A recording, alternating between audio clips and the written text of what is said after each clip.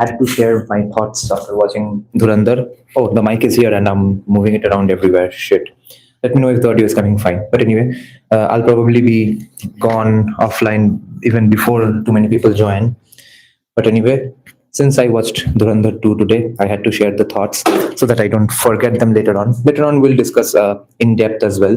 But also, I did not want to screw up the views of the Shopon Dasgupta podcast as well. Those of you who are Bengalis, do check it out. It has turned out to be a pretty good one, I think, especially the topics we touched upon. That's pretty new stuff in Bengali podcasts. Bro, it was brilliant. It was brilliant. Yeah, let me talk about Dhurandhar 2 now. If you don't watch the movie, you will not believe how well Ranveer Singh can act. Oh my God. This has been the most fascinating and surprising realization that Ranveer Singh can not only act, but he can act this well. Guys, you cannot believe, based on the stuff you have seen Ranveer Singh in, I am guaranteeing you that you are not being able to fathom exactly how good Ranveer can act. And this just goes to show you again and again that there are talented people in places like Kolkata, Tollywood, and Bollywood who are just not being used right. The people who are making the decisions of what's a good movie, what movies to make, how to make people act, they are the ones screwing things up, wasting people's talents, like Henry Cavill in Hollywood right now. And for the first time in Hollywood, we have CGI that can execute any fantastical story, any superhero story. We have a guy like Henry Cavill, who is a comic book fan himself, but he's not being used, and people are more prioritizing DI woke stuff. In the same way, people like Ranveer Singh have not been used as of now. And people kind of know that Ranbir Kapoor is a good actor, even though he's a mainstream actor. Like, the kind of acting that Ranbir has done here is done by many side actors, people who are not good looking or short in height, very dark skin or fat, people who do not get the lead roles but keep up with their incredibly good acting forever for their entire careers, etc. Though that kind of acting has been done by Ranbir here. Now, I have to compare him with Ranbir a little. So Ranbir's acting chops have been popularized mainly because of Animal. This is way above that. Ranveer Singh's performance in Dhurandhar 2 is notches above Ranbir Kapoor in Animal. Let me see the comment. Yeah, the main reason that the movie won't seem like a drag or too long or boring for a single moment is mainly because of Ranveer Singh. I even though I'm a musician myself, I'll admit that the background score, which is phenomenal, the genres, the soundscapes, the sound textures, the tonality that have been inculcated in Dhurandhar 2, Dhurandhar 1, all that is phenomenal. All that is most of that stuff in the music department is groundbreaking stuff, pioneering stuff.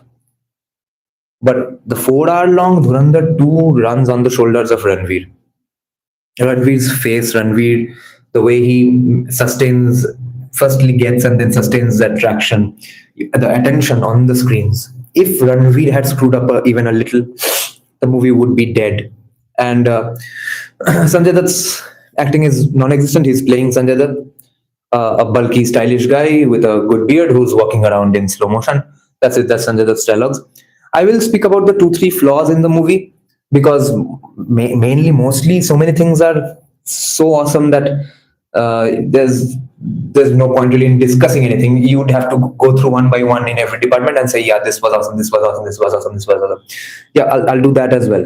But I'll just speak about the things that were not perfect and they were surprisingly screwed up. That was very weird because Aditya Dhar, if he's taking so much care about so many departments in the film, he's not the guy who should have screwed these things up, and that was very weird that he in fact did screw it up. So I'll just tell you all about that. Now, wait a moment. There are some sequences in the climax action scene where the sound design is really fucked up. the SFX design has been screwed up, and I don't think the main guy who was doing the sound design screwed this up. It was probably some intern, some guy assisting the main sound engineer who did those scenes, and it was a rush edit, and they did not have time to go fix this again by 18th because it's a long movie. It will take a gigantic amount of time to render. So these flaws were allowed to go through in the final cut, which is very unfortunate. So the SFX things that have been screwed up only and only in the climax scenes, a lot of the climax action scenes is there are at least two distinct gunshot scenes, especially one even clearer by Arjun Rampal, where the gun flashes up, lights up, but there is no sound in the guns. Massive screw up. And right after that, there are countless scenes of things falling or punches landing, where the sound of that thing falling or the sound of that punch landing is 1 or 2 seconds before that, though that thing is falling or the punch is landing. And that happens repeatedly for a few minutes. And that really brings down the quality of the film in that place. I think it will be fixed by Aditya Dhar if complaints come about this. They do fix things after the release these days, and definitely before the Netflix release. But that part's getting screwed up is very disastrous for now because it's the climax and people are watching with such expectations, and the standard for that movie has been set Hollywood-like, with a Hollywood vibe, with a Hollywood perfection from the very first scene. So when it comes to the climax and you get flaws like a B-grade movie in that part, all of a sudden, that really takes you out of the movie. It was very weird. The other thing is just one scene of Arjun Rampal. I thought the dialogues were pointlessly dramatic. Aditya Dhar. Since I can't remember exactly which dialogue I'm talking about, so it will be kind of confusing. But there was at least one scene in just before the climax, probably, where the dialogues were a little too long, and the second half of every dialogue was pointless. The first half was important information exchange. Second half was, yes, see, Pakistanis are so bad, etc. That did feel pointless only once or twice in Arjun Rampal's dialogue. Other than that, I remember no flaws. Some action scenes were like, yeah, see, we have a cool setup to shoot some great explosives, so please now sit back and watch a few explosions. There was a bit of that.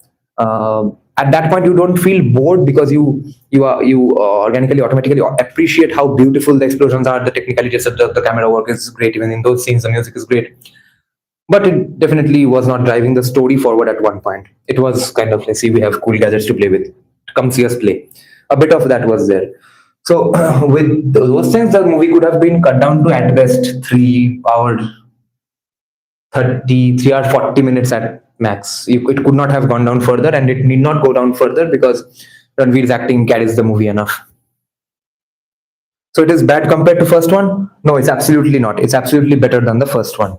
Mainly because with the first part, what Aditya Dhar could not in the end manage was, how do you make audiences absorb so much information?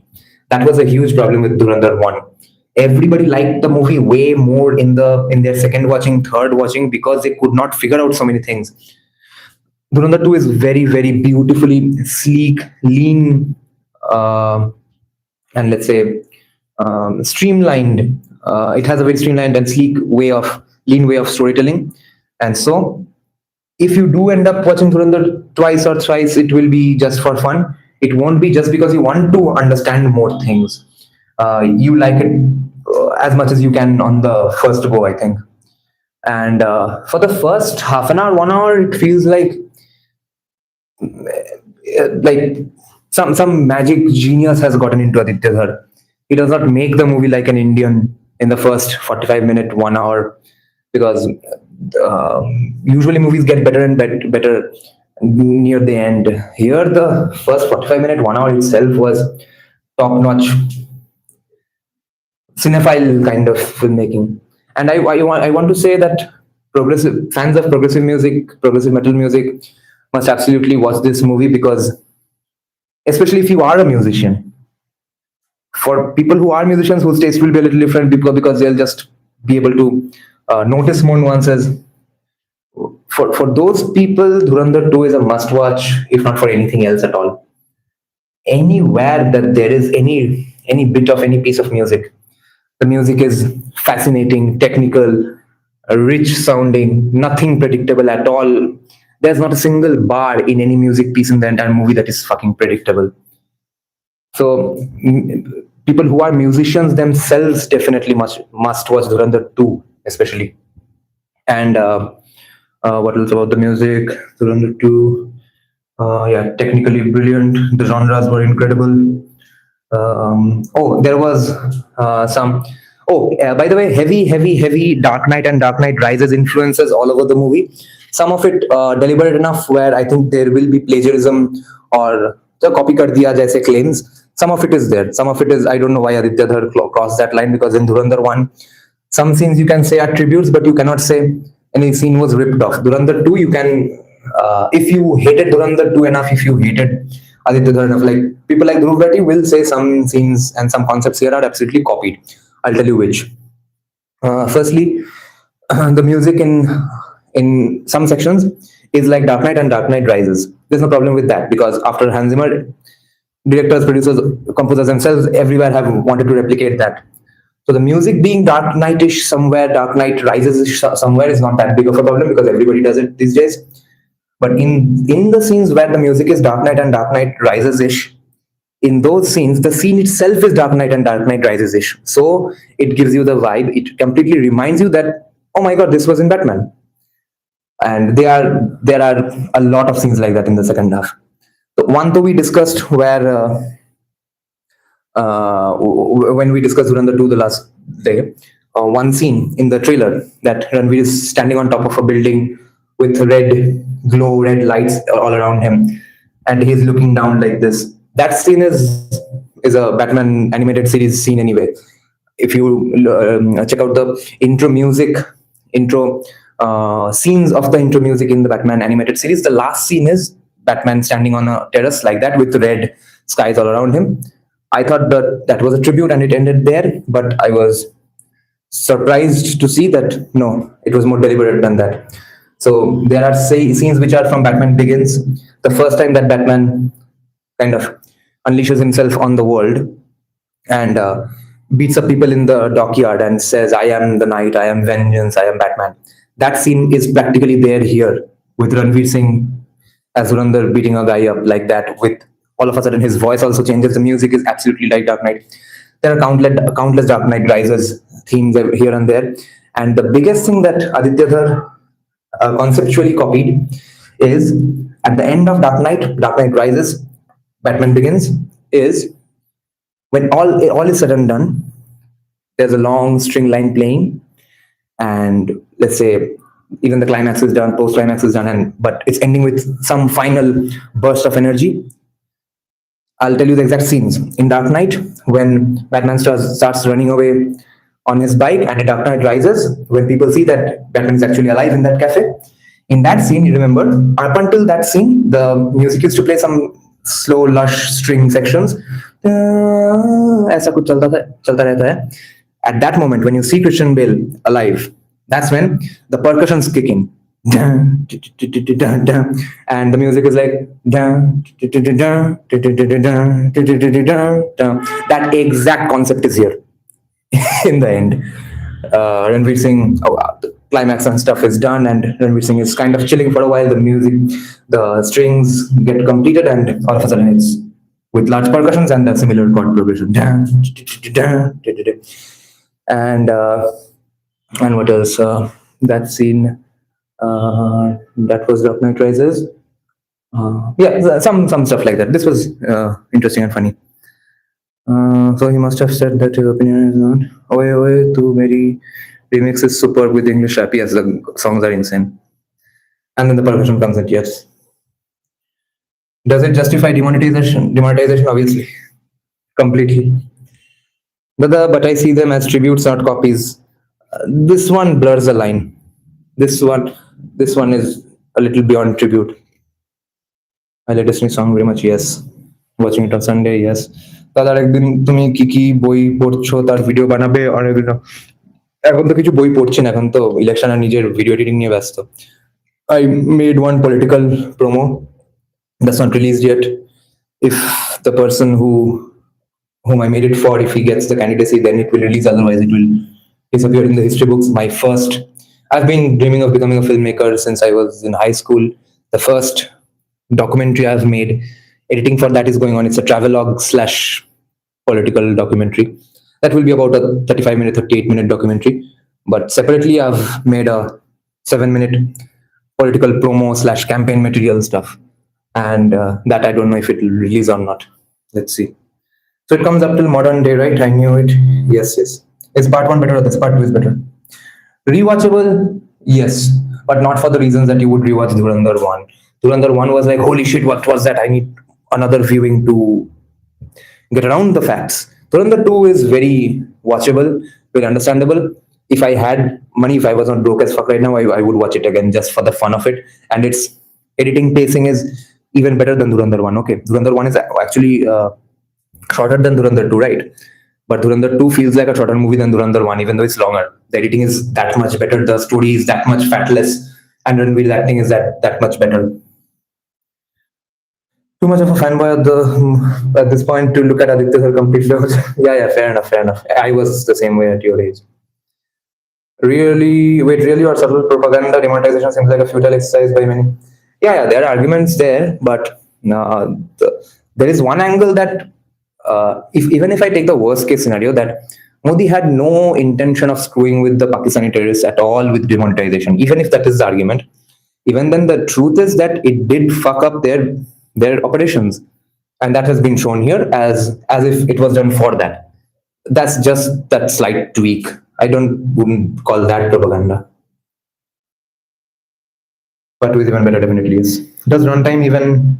I mean, 4 hour long film. Yeah, yeah, it won't feel like 4 hour 55 minutes at all. This will feel shorter than Dhurandhar 1. Okay, then I'll end it right now, guys, so that it's a short discussion and so that my Shapandar Gupta interview doesn't get screwed. Do watch it, guys. It's been really awesome. Bengalis, please watch the Shapandar Gupta interview as well. Okay, I'll quit now. I'll go offline now and I'll come back with a full discussion later on. See you. Bye bye, guys. Good night.